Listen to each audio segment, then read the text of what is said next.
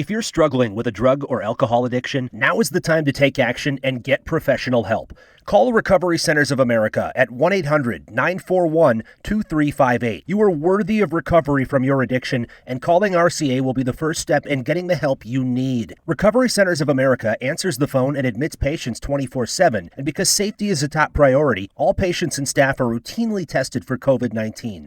Their expert team of physicians and medical professionals will treat you with compassion and dignity and provide an evidence-based treatment plan that's custom-tailored to your specific needs. Recovery Centers of America has detoxification and residential treatment centers across the East Coast and Midwest, and many of their treatment centers are in-network with insurance providers. So RCA's best-in-class inpatient and outpatient care, which is offered both in-person and via teletherapy, is affordable and accessible. Make this the year you conquer your addiction. Call 1-800-941-2358. 800-941-2358.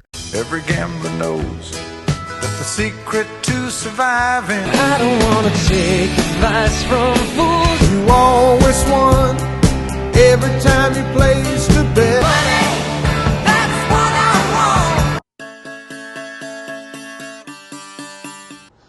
Welcome to the OffshoreInsiders.com simulcast. You know, in previous years, I've done it mostly my Scorephone style, way back in the Scorephone days, short form, with a lot of news and notes and injuries and even ATS trends. But I told you that this year, wanted to do some more long form, where we're going to have various sports betting experts on to discuss whatever the situation is. And I'm very happy to welcome Scott Cooley from BetDSI. BetDSI is one of only about a half dozen sports books that I unequivocally recommend on OffshoreInsiders.com. You'll never have a problem getting a withdrawal there. Very easy to make a deposit there. One of the most universally respected sports books out there. And one of my favorite things at BetDSI, especially if you're a fantasy football player who likes to bet, they've got a lot of interesting props. And that's what we're going to talk about today. You can see it on your screen on the BetDSI page. Of course, we have a lot of highly touted rookie quarterbacks. Will they win a starting position, and how many games they can play? And a couple of the props they have, you can see Josh Allen, Baker Mayfield, Sam Darnold, and Josh Rosen with their respective over-unders. Started out with Josh Allen. One of the things we got to take into consideration not only is how good of a quarterback do we think these guys are going to be in the rookie year, but of course, what the competition is. And in the case of Josh Allen, Nathan Peterman and A.J. McCarron, not a lot of competition there. I'm not really a big fan of Josh Allen, to be perfectly honest with you, but because it is clearly his starting job to win or lose, maybe I would lean towards the over still. I think Josh Allen's a guy who he had a very low completion rate in college, especially for a guy drafted so high. I think he's going to eventually lose the job. I would lean a little bit towards the under there. But, Scott, tell me what went into the thinking setting the Josh Allen over-under at 8.5. Yeah, sure, Joe. Certainly we were very kind of hesitant to put anything really high on this. And I think initially when it opened on our prop board, we had Josh Allen at 4.5 or 5.5, actually. But certainly once A.J. McCarron's injury occurred during the preseason, he's going to be shelved for quite some time. So that left Nathan Peterman and Allen as the battling out for the starting spot. So at that point, we immediately bumped it up. Certainly, I think many people are expecting Allen to start right out of the gate to get him some real game experience. And we don't put a lot of, investment into watching how they do in the preseason, what that means, because, I know the talking heads, have to talk about something, but preseason is largely meaningless in the eyes of the odds makers, for everyone, not just the rookies. But, I think that at this point, we're seeing action on the under. To your point, Joe, that I think that some people are expecting him to start, kind of get thrown to the wolves. Nobody's expecting this Bills team to be good. It's the offensive line is just horrendous. Allen's going to be under, if he does start, he's going to be under a lot of pressure early. Who knows how long he may make it in the season without getting hurt. But I think the consensus is that once McCarron is ready to go and recovered from his shoulder injury, that he'll step back in the starting spot. Certainly, we've got the public, the square bettors taking the over on this. They think he's going to be there for all 16 games, and then the sharper bettors are nabbing the under.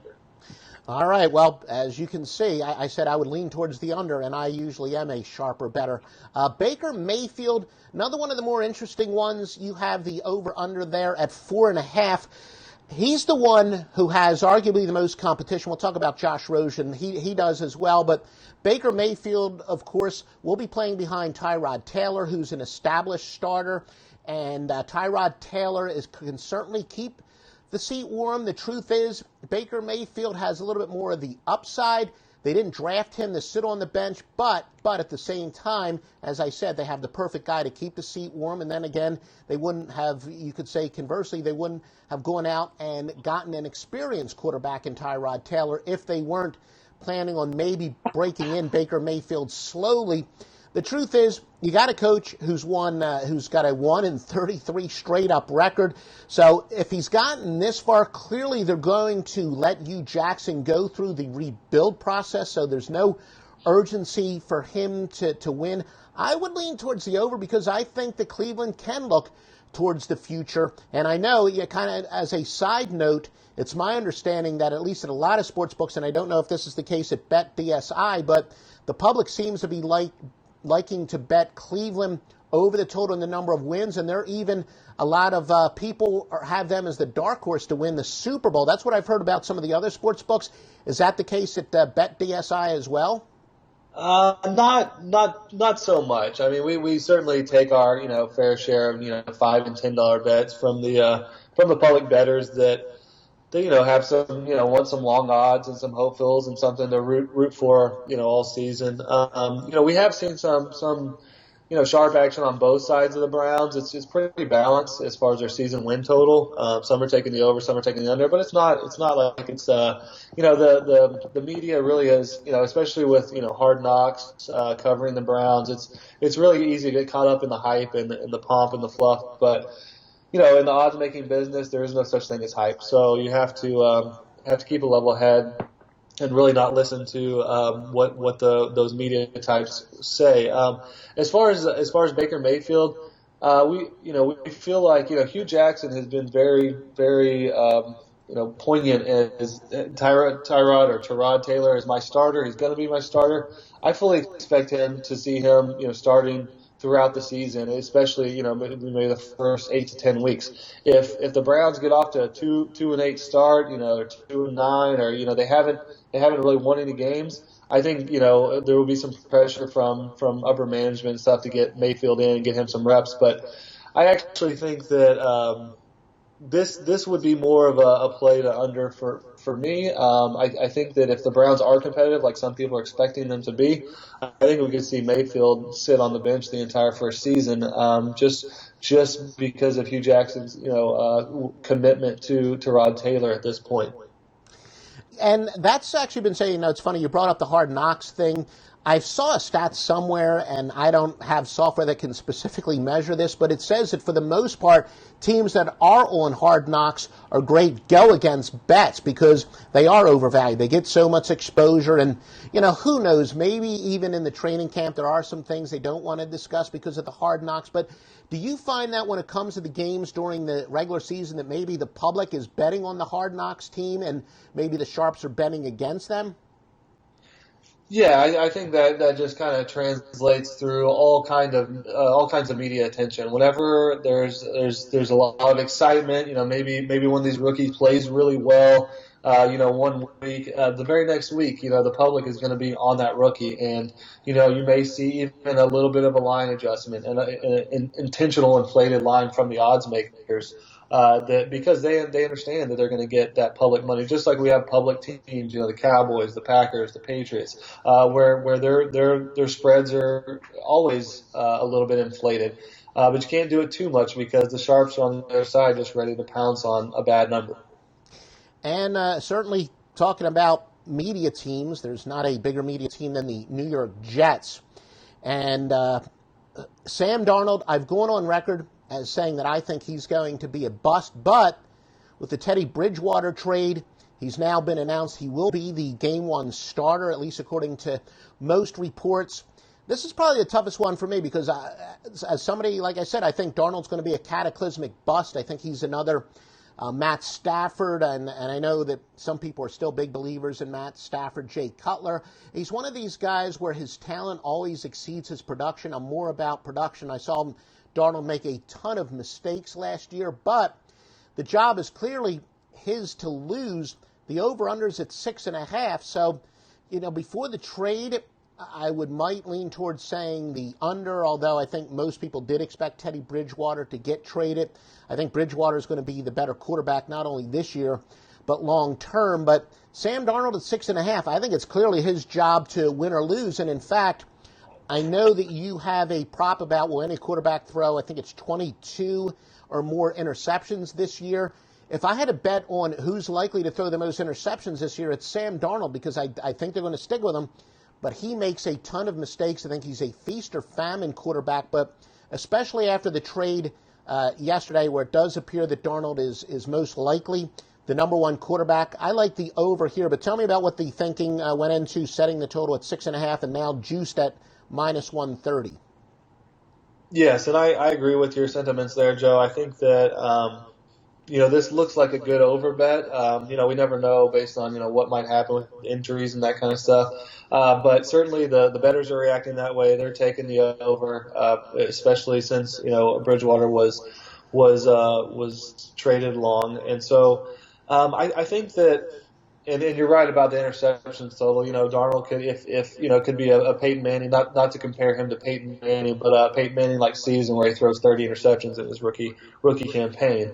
However, what I look towards here is the head coach. Todd Bowles is such an old school mentality type of head coach, and I really wonder if the Jets get off to they have a decent team, but if they get off to a tough start where again they're 1-5, 2-7, that kind of thing, and Darnold's just throwing picks all over the place, and he's really struggling. I could see Bowles coming in and saying, hey, look, I'm going to go with McCall, I'm going to go with the veteran because we don't want to ruin this kid's psyche in year one. We don't want to just keep allowing him to fail over and over again. That would be the only caveat I had for this, but I certainly think the over is probably a prudent play. Yeah, and I'll tell you, the Todd Bowles, he obviously won himself a lot of job security last year. I was on a guest on a podcast and video with the big man on campus over at SBR, and I respect his opinion a lot, but I remember he was telling me that he had bet on last year, one of his biggest off-season bets was that there would at least be one team that would go 0-16. He thought the Jets were guaranteed, well, not guaranteed, but he thought the Jets were definitely going to go 0-16, and we saw that they had that great year last year, surprised a lot of people. So, yeah, Bowles definitely can be very patient this year off of his successes as last year, and I definitely agree with you. He's an old school guy, so you kind of sold me how, yeah, maybe the under might not be too bad of a bet after all. Probably, though, my favorite bet of all these, Josh Rosen, total starts 4.5, although over is minus 160, so, I don't like betting the juice, and I got a news alert for you. Sam Bradford's going to get hurt, and he's probably going to get hurt game 3, game 4. So, and I'm a big Josh Rosen fan. In fact, I'm going to go out on a limb. I've probably said it publicly before, but I'm going to say it here. I think he's going to be the best quarterback of this draft. I love guys that get the ball out quickly to their playmakers, and that's what Josh Rosen does. And, because he obviously threw the ball a lot in college, I think he's maybe even a little bit more ready for the NFL. Not that the other guys haven't, but of course UCLA used to throw the ball all the time there. I like this over, like I said, because you're basically betting on will Sam Bradford get hurt and how quickly will he get hurt. And as much as I hate to ever root for a guy to get injured, he's going to get injured. I like this game over, or I like this bet over. But then again, you put a tempting over under 4.5, but I always tell my clients at offshoreinsiders.com, you got to be aware of that juice. So it is heavily juice. So maybe you are trying to sucker us into it there, Scott Cooley from BetDSI. Yes, yeah, I think that was the case. And honestly, I really wish we would open this a tick or two higher at 5.5, 6.5. I actually think it's up to 5 or so with juice on the over now as well. So people have certainly, rallied around the Sam Bradford angle, which he can't step out of the car without getting injured. So I think that especially and also given the team, we're all anticipating the Arizona Cardinals to kind of be at the bottom of the division this year. That division's gotten so good, and I think we're going to see a changing of the guard pretty quickly. Whether by injury or just by, hey, you know what, we're going to we're gonna switch it. This is our quarterback of the future. Obviously, Sam Bradford is not their quarterback of the future. So I think and certainly we have seen smart money, respectable money take the over on this prop. And we'll see how Josh Rosen pans out. I'm not sure how really any of these guys pan out, but certainly they're gonna if David Johnson's there and healthy, if he does come to start, he's gonna be able to kind of showcase his skills because the opponents are gonna stack the box. They're gonna put 8, 9 people in there to stop the run game and make Josh Rosen beat him. Yeah, there is one I'm trying to find that I was panning there on the BetDSI site. And if I'm not mistaken, there we go. I think I found it here in my notes. One of them, and as much as I don't like to lay the juice, will Andrew Luck miss at least one game during the regular season? Again, I hate to root for injuries, but as much as I don't like to lay the lumber, minus 250 looks pretty tempting. And the truth is, even let's say the other extreme happens, that he becomes the comeback player of the century, and he's the league MVP.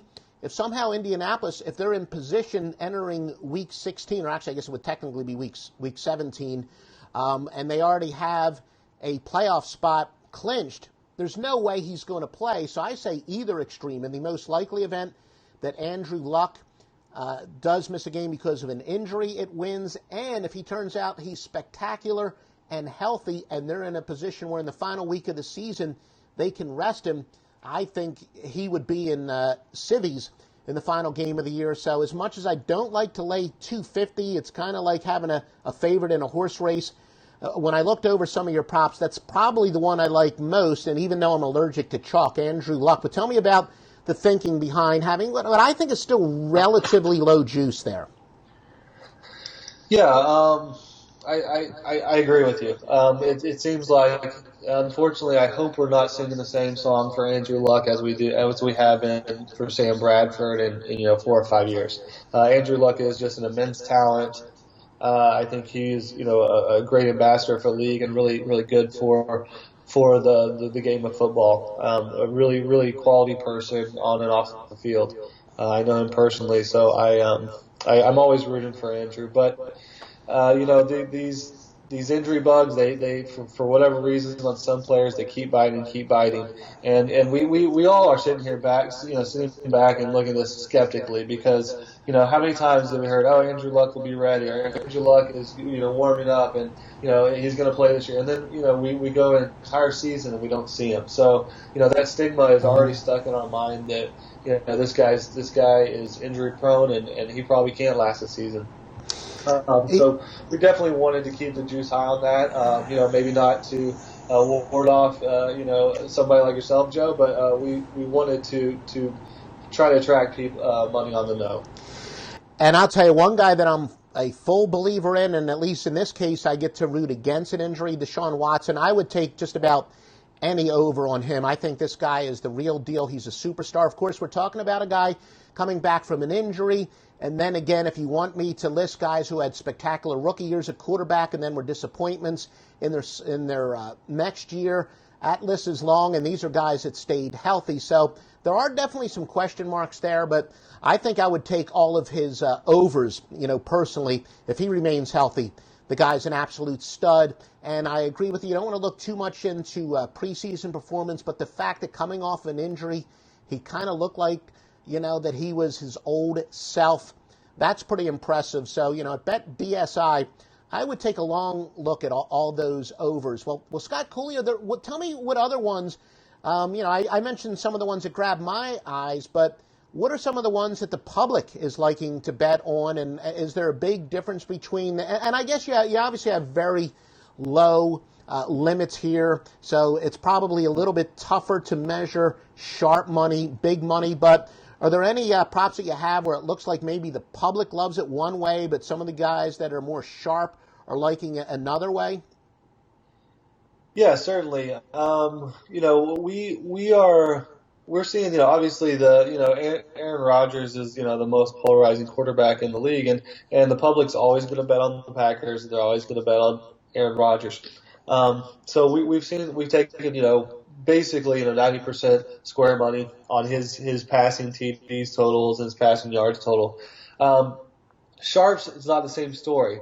We've actually taken a lot of smart, respected action on the unders for Rodgers, more so his passing yards than anything, and maybe they're looking at is this may be we're still going to see the kind of same offense, Mike McCarthy, air it out, but I think that there's a good chance that we're going to see a little bit more of a conservative approach from this Packers team. Aaron Rodgers just got signed an extension. They may not want this guy dropping back 50 times a game and slinging around 50 times a game. So I think that's just a little bit of product of the perception from the smarts, from the pro bettors that this Packers offense, if they can play it right and do it right, and they've got a few more pieces on defense, that maybe they can build leads and then kind of sit on them. I did read somewhere where, and I can't even keep track of which quarterbacks have which injuries, but I guess it's always safe to say an ACL. But the last time that Rodgers did have this type of injury, he bounced back with an MVP season. Look, Aaron Rodgers is truly Superman. So this might be one case where I'd lean more towards the square money than the sharp money. But then again, we're really betting on more on whether or not he can be healthy rather than how good is he. But you're right. He doesn't have a great offensive line. He doesn't have tons of weapons. Scott Cooley at BetDSI. How about I said these are kind of like the fantasy props in addition, all the normal stuff where you can bet the sides and totals on a weekly basis. What type of things can the fantasy player and the guys who like to, and the guys and girls who like to bet the prop bets, what type of thing are we going to have on a weekly basis at BetDSI? Yes, certainly our proposition offerings are something we really hang our hat on. We really try to offer the largest amount of props, and for game to game stuff, we're gonna have props for the main players. We'll also be creating head to head kind of fantasy matchup props in a sense, where they may get Tom Brady versus Aaron Rodgers minus 2.5 fantasy points. So we'll be offering those things. And then we're hopeful to roll out a new prop platform that allows you to actually create your own prop bet. So if you want to bet on Aaron Rodgers over 320 passing yards in a particular game, you can put that in, and we provide what odds we'll give you on that. If you want to drop it to 315 passing yards, obviously the odds get worse. If you want to go higher, the odds get better. So that's a really unique feature of our new website that we're preparing to have for the start of football season. And actually, Scott, can you clarify? Is it betdsi.eu? Is that the URL that you prefer? Yes, that's the main platform, but people can access it through betdsi.com as well. All right, yeah, I thought I did say betdsi.com because I'm glad. Well, how about on social media? Where can they follow BetDSI? It's at BetDSI is the Twitter handle, and we're pretty active on there. We would encourage all questions and followers, and we're expecting to do a lot of informational tweets there as far as action reports and where the smart money's coming, where the square money, that kind of thing. All right, like I said, at offshoreinsiders.com, only have about a half dozen sports books there. BetDSI is definitely among the best, and I agree with Scott. And look, I'll be perfectly honest with you. I'm not really the fantasy football type guy. My handicapping is a lot of analytics and systems. So even though the fantasy football isn't really kind of my thing, there is no question about it. If you're a fantasy football player and a gambler, you're going to love BetDSI. And if you're really sharp about the fantasy football matchups and which quarterback is going to have a bad week, which wide receiver, BetDSI is definitely as good as it gets. Well, Scott Cooley from BetDSI.com or .eu, whichever one you prefer. Thanks for joining me. Hopefully we will do this again.